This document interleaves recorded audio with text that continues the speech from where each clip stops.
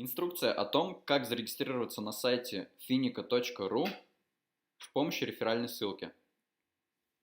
Итак, для этого партнеру, который уже зарегистрирован на площадке, необходимо войти в свой личный кабинет.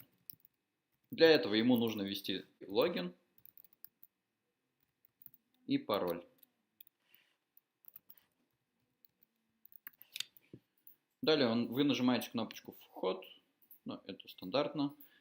Необходимо партнеру войти в раздел «Партнерка» и скопировать реферальную ссылку. Прям написано «Ваша реферальная ссылка».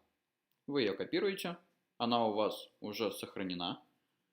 Далее вы отправляете ее партнеру, который хочет зарегистрироваться по вашей реферальной ссылке. Отправляете ссылочку либо ВКонтакте, либо в Телеграме, либо в Инстаграме, либо в WhatsApp, кому как удобно. Далее данный партнер вставляет эту ссылку в поисковик, нажимает на Enter. Итак, после того, как партнер прошел по ссылке, у него появляется окошечко для регистрации с уже вписанным ID пригласителя.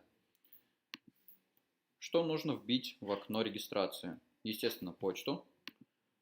Далее вы вбиваете пароль, который вы запомните, или запишите его сразу, чтобы никогда точно не забыть. И номер телефона, который начинается с +7. Далее необходимо нажать галочку «Согласен с условиями договора». Можно ознакомиться также с этим пользовательским соглашением. И нажать кнопочку «Далее».